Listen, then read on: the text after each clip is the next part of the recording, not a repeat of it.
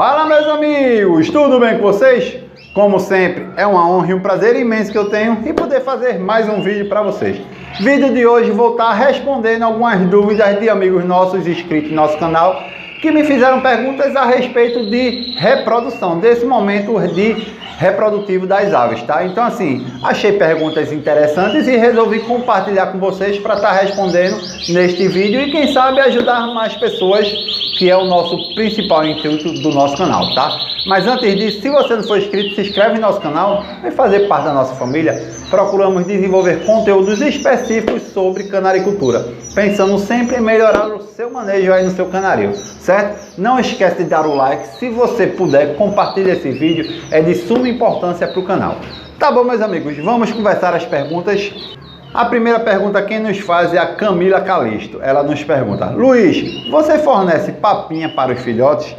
Camila, é o segundo ano de reprodução que eu não forneço papinha para os filhotes, tá? E incrível que pareça, é o segundo melhor ano da minha criação, certo?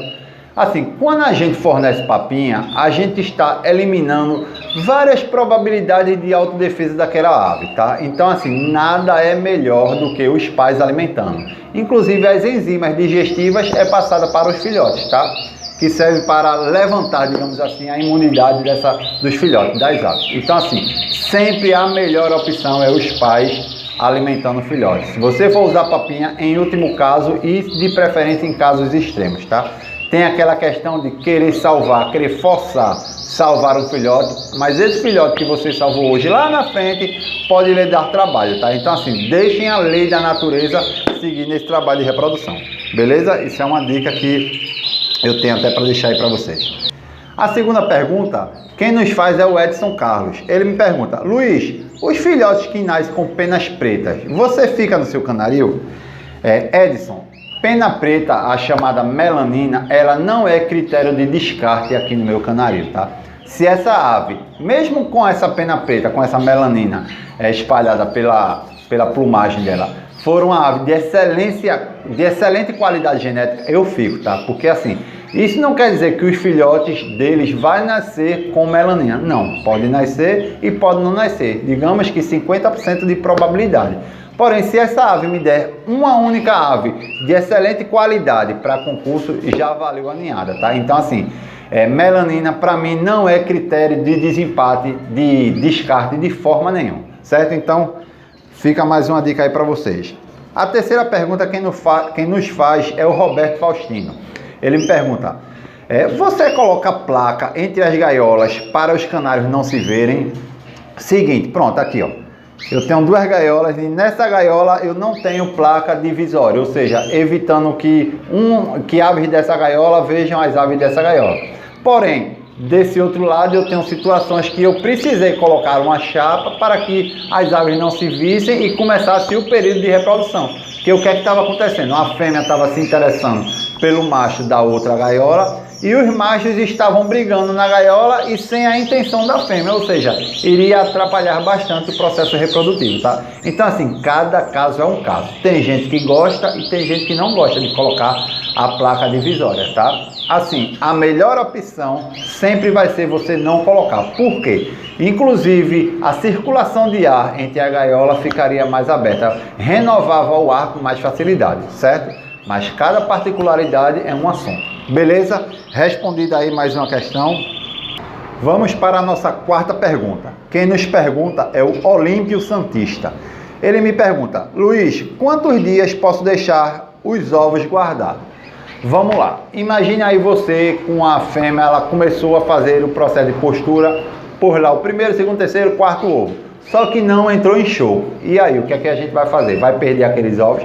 Você tirou, deixou ele no recipiente para quando ela for chocar, voltar os ovos e começar o processo de choco. Só que a fêmea não entrou no processo de choco. O que é que você deve fazer? Se você não tiver uma outra fêmea para passar esses ovos, aqui no meu canaril eu já tive situações que eu deixei um ovo guardado por 17 dias e nasceu normalmente o filhote, tá? Nesse ano de reprodução, eu já tive uma situação que eu deixei os ovos guardados por 15 dias, 2 ovos, e nasceram os 2 filhotes, tá? Então, assim, quantos dias a gente pode deixar guardado, eu não sei lhe responder, porque envolve várias situações, qualidade dos casais, a saúde, envolve várias coisas, tá? Aqui no meu canarinho, o máximo que eu consegui foi com 17 dias. 17 dias e nasceu bonitinho os filhotes. Beleza? Então, respondido aí mais uma.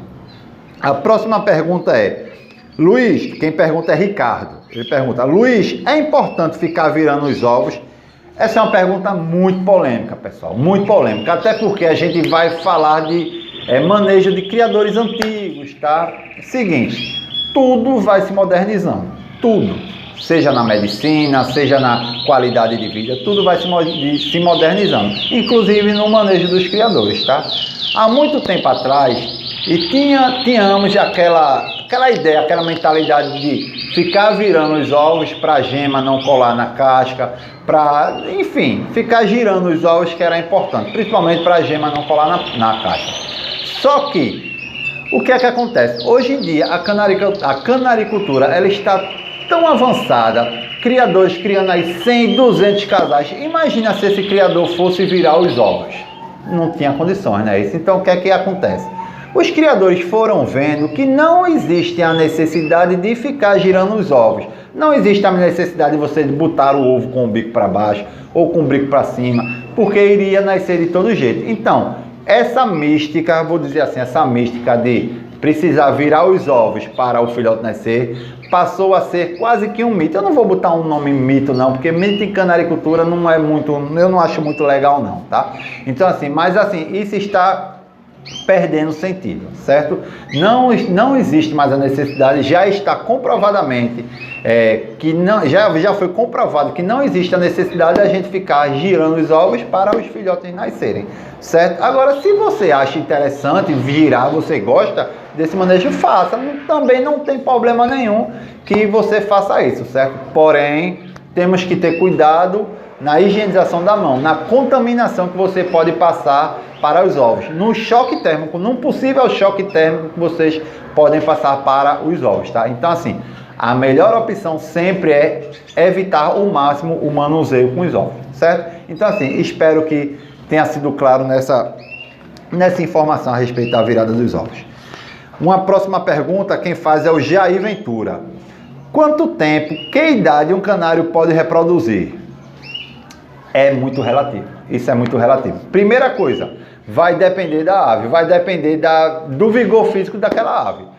Uma fêmea, eu aqui, o que é que eu faço? Um macho eu já coloco ele para casalar com 6 meses. Já a fêmea, a média de idade que eu coloco é com 8 meses, tá? Agora, principalmente o macho, aí você só deve colocar esse macho quando você tiver certeza que ele está bem fogoso, que ele está cantando com vigor danado, procurando a fêmea, aí é o momento ideal de você estar acasalando esse macho, tá?